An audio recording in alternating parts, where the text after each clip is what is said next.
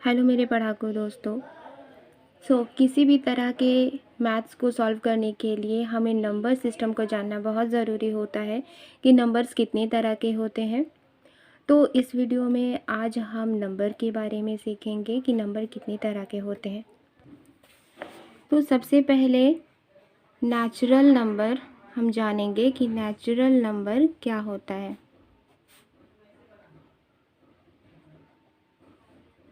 Natural number को हिंदी में प्राकृतिक संख्या भी कहते हैं। अब नेचुरल नंबर किसे कहते हैं? तो नेचुरल नंबर 1 से स्टार्ट होता है और ये अनंत है, इन्फिनिटी है। यानी कि अगर आपको किसी ने बर्थडे पर बहुत सारे गिफ्ट्स दिए तो आप उन गिफ्ट्स को कैसे गिनोगे? तो उन गिफ्ट्स को आप 1 2 3 करके गिनोगे, ना कि 0 से गिनोगे। तो वो नंबर्स जो नेचुरली आप बोलते हो तो उस नंबर को नेचुरल नंबर कहा जाता है।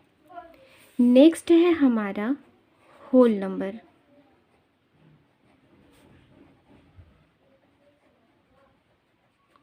होल नंबर को हिंदी में पूर्ण संख्या कहा जाता है। अब पूर्ण संख्या किसे कहते हैं? तो 1 2 3 4 5 इस तरह के जो काउंटिंग नंबर होते हैं उसको तो हम बोल सकते हैं, लिख भी सकते हैं। लेकिन 9 के बाद क्या? तो 9 के बाद एक ऐसे नंबर की ज़रूरत पड़ी जो आगे की संख्याओं को बढ़ा सके, आगे के नंबर को बढ़ा सके। तो इसलिए 0 इजाद हुई, यानी 0 के आने के बाद जो नंबर है 9 के बाद वो आगे बढ़ना बहुत इजी हो गया और काउंटिंग भी करना बहुत ज़्यादा इजी हो गया। तो अब ये प्रॉब्लम था कि 0 को 1 के बाद लिखना चाहिए या 0 को 1 से पहले लिखना चाहिए, 0 को कहाँ लिखना चाहिए। तो ये डिसाइड हुआ कि 0 को 1 से पहले लिखना है। तो अब ये जो नंबर है, नेचुरल नंबर है, उसके आगे जब 0 लिख दिया गया और उसके बाद 1 2 3 4 5 इस तरह से बाकी नंबर्स लिखे जाने लगे। तो अब जब 0 से स्टार्ट जो नंबर हो रहा है उसको हम कहते हैं होल नंबर। यानी कि अब ये पूरा का पूरा नंबर बन चुका है। 9 के बाद भी हम 10 11 12 100 1000 इस तरह से नंबर को बढ़ा सकते हैं। तो ये हो गया हमारा होल नंबर। अब बारी आती है इंटीजर्स की कि इंटीजर्स किसे कहते हैं। इंटीजर्स को हिंदी में पूर्णांक कहा जाता है। जिस तरह से हमें नाम से ही समझ में आ रहा है, पूर्ण अंक यानी पूरे के पूरे अंक। अब ये गौर करने वाली बात है कि ऐसे कौन से नंबर्स होंगे जिन्हें पूर्णांक कहा जाता है। क्या वो 1 2 3 4 5 होंगे या कुछ और? मान लीजिए कि आप मार्केट जाते हो और मार्केट में आपने कुछ सब्ज़ी या फिर कुछ खिलौने ख़रीदे और आपने दुकानदार को 100 रुपीज़ दिए और उस खिलौने का दाम था 80 रुपीज़। अब जो दुकानदार है वो -80 करके आपको 20 लौटा देगा। तो आपके पास से पैसा कितना गया?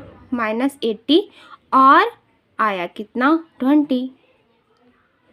जब आपने 100 रुपीज़ दिया था दुकानदार को तो उसने 80 रुपीज़ माइनस कर लिया और 20 रुपीज़ आपको वापस दे दिया। तो ये जो हमारा -80 है तो वो कहाँ जाएगा? ये +80 दुकानदार के लिए है, बट आपके पास ये -80 है। तो इस तरह से बहुत सारे नंबर्स होते हैं, -1 -2 -3 -4 इस तरह से बहुत सारे नंबर्स होते हैं, +1 +2 +3 +4 बहुत सारे नंबर्स होते हैं। तो इस तरह के नंबर को जब हम आपस में मिला लेते हैं, साथ में लिखते हैं तो वो कहलाते हैं पूर्णांक यानी इंटीजर्स। फॉर एग्ज़ाम्पल हम यहाँ लिखते हैं -5 -4 -3 -2 -1 0 1 2 3 इस तरह से और भी ज़्यादा नंबर जितने भी आगे लिखे जा सकते हैं। -5 के बाद भी बहुत सारे नंबर्स हम लिख सकते हैं। तो ये प्लस और माइनस वाले जो नंबर्स हैं वो आपस में मिलकर क्या कहलाते हैं? इंटीजर्स, यानी हिंदी में पूर्णांक।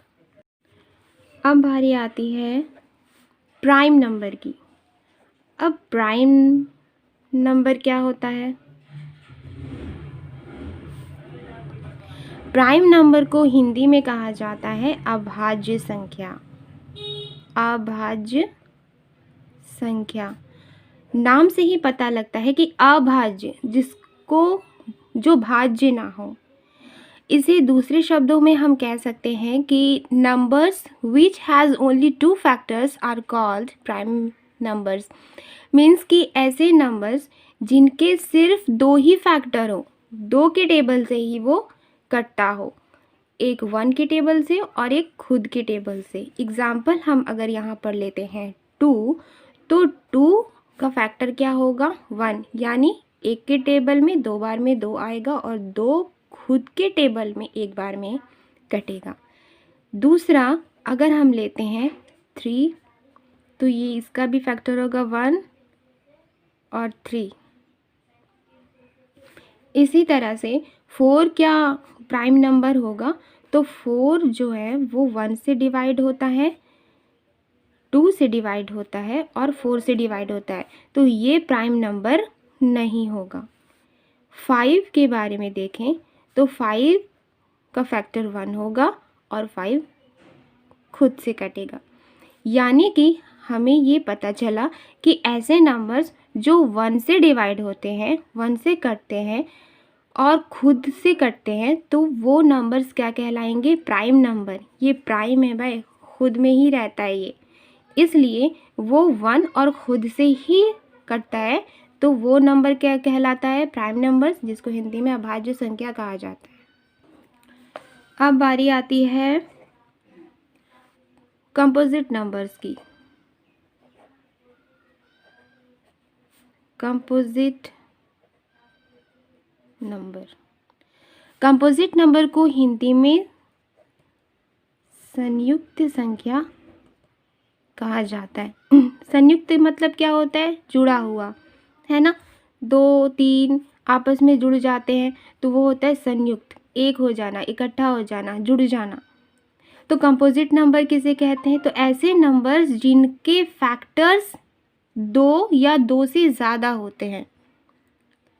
एग्जाम्पल के लिए हम यहाँ पर देख लेते हैं 12। 12 के फैक्टर्स 1 भी होंगे, 2 भी, 3 भी, 4 भी, 6 भी और 12 खुद भी। तो यहाँ पर हमने देखा कि ये जो नंबर्स है, 12 जो नंबर है उसके फैक्टर्स 2 से ज़्यादा है, 2 है या 2 से ज़्यादा है। तो इस तरह के नंबर्स को हम क्या कहेंगे? कंपोजिट नंबर, जिसे हिंदी में संयुक्त संख्या कहा जाता है।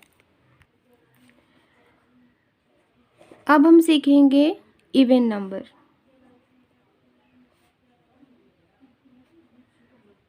इवन नंबर को हिंदी में सम संख्या कहा जाता है। अब ये कौन सा नंबर होता है? तो ऐसे नंबर्स जो 2 से डिवाइड हो सके, 2 से भाज्य हो सके, 2 से कट सके। तो एग्जाम्पल के लिए हम अगर यहाँ 4 लेते हैं, तो 4 जो है अगर डिवाइड करते हैं 4 को 2 से, तो ये 2 2 जो 4, ये पूरी तरह डिवाइड हो जाता है। 12 को भी अगर हम डिवाइड करते हैं तो ये भी डिवाइड हो सकता है 2 से। 14, 60, 80, 90, 100, 58, बहुत सारे ऐसे नंबर्स जो 2 से डिवाइड हो सके, उसे इवन नंबर कहा जाता है। अब हम समझेंगे ऑड नंबर। ऑड नंबर को हिंदी में विषम संख्या कहा जाता है। विषम संख्या किसे कहते हैं? जो 2 से डिवाइड ना हो सके। ऐसे नंबर जिसका साथी 2 नहीं है, 2 नहीं है, दूसरे हैं, ठीक है। 2 से जो डिवाइड ना हो सके उसे ऑड नंबर कहा जाता है।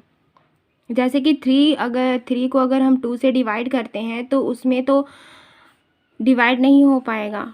2 से 3 को डिवाइड करते हैं तो हमारा क्या बच जाता है? यहाँ पर शेष रिमाइंडर 1 बच जाता है। तो इसलिए ये जो 3 है वो विषम संख्या है। तो विषम संख्या क्या हो जाएगा, 3 है, 5 है, 7 है, 9 है, 11 है, 13 है, 15 है, जो 2 से डिवाइड ना हो सके, भले वो किसी और नंबर से डिवाइड हो अलग बात है, लेकिन जो 2 से डिवाइड ना हो वो ऑड नंबर कहलाया जाएगा और उसे हिंदी में विषम संख्या कहा जाता है। अब बारी आती है रैशनल नंबर की। तो रैशनल नंबर किसे कहते हैं? अब हम रैशनल नंबर के बारे में जानेंगे।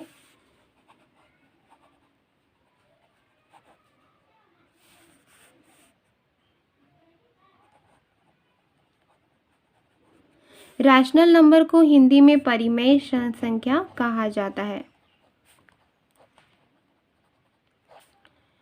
रैशनल नंबर को हिंदी में परिमेय संख्या कहा जाता है। रैशनल नंबर किसे कहते हैं? तो वो नंबर जिसे हम p/q के फॉर्म में लिख सकते हो, वो नंबर्स जिसे हम p/q के फॉर्म में लिख सकते हैं। अब p कोई भी नंबर हो सकता है, q कोई भी नंबर हो सकता है, तो ऐसे नंबर्स को हम रैशनल नंबर कहते हैं। लेकिन एक शर्त ये है कि q कभी भी 0 ना हो। एग्जाम्पल के लिए हम यहाँ देखेंगे तो 1/3 यस ये रैशनल नंबर हो सकता है, 4/1 ये रैशनल नंबर हो सकता है, लेकिन अगर हमने यहाँ लिखा 5/0 तो ये रैशनल नंबर नहीं होगा। क्यों नहीं होगा? क्योंकि 0 जो डिनोमिनेटर है, जो क्या इससे 0 से हम 5 को डिवाइड कर सकते हैं? बिल्कुल नहीं कर सकते। इस वजह से ये जो नंबर्स है वो रैशनल नंबर कहलाया जाएगा। ठीक है। अब एक और है कि अगर हम कहेंगे कि क्या 0/5 रैशनल नंबर है? यस ये रैशनल नंबर है। ठीक है। अब यहाँ पर बात, अब सीखते हैं इरैशनल के बारे में। इरैशनल नंबर क्या होता है? इरैशनल नंबर को हिंदी में अपरिमेय संख्या कहते हैं। अपरिमेय संख्या। अब इरैशनल नंबर क्या होता है, अपरिमेय संख्या क्या होता है? तो ऐसे नंबर जिसे p/q के फॉर्म में नहीं लिख सकते। फॉर एग्जाम्पल मान लेते हैं √3, √5, √7, तो इस तरह के नंबर्स को हम लोग p/q के फॉर्म में नहीं लिख सकते, इसलिए इस तरह के नंबर्स इरैशनल नंबर होते हैं। ठीक है। अब बारी आती है 11 की, रियल नंबर्स।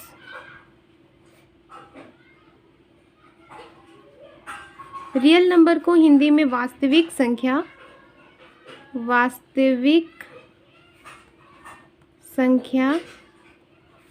कहते हैं।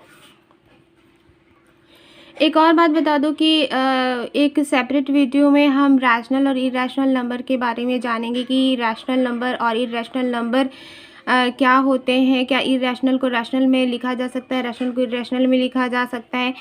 तो डीपली हम लोग इसके बारे में डिस्कस करेंगे नेक्स्ट वीडियो में। तो रियल नंबर किसे कहते हैं, वास्तविक संख्या किसे कहते हैं? तो जब हम रैशनल नंबर और इरैशनल नंबर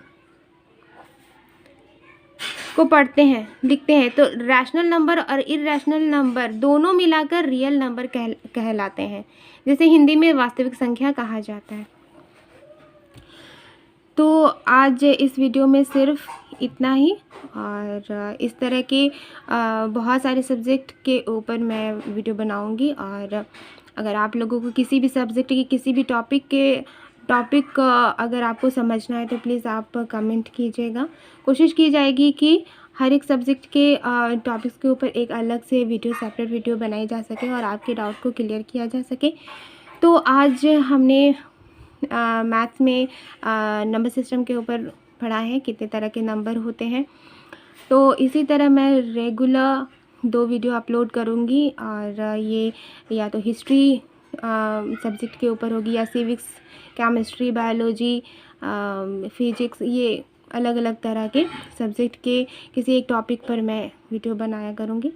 तो आई होप आपको वीडियो पसंद आई होगी। तो नेक्स्ट वीडियो में एक नए टॉपिक के साथ फिर मिलते हैं। Thank you.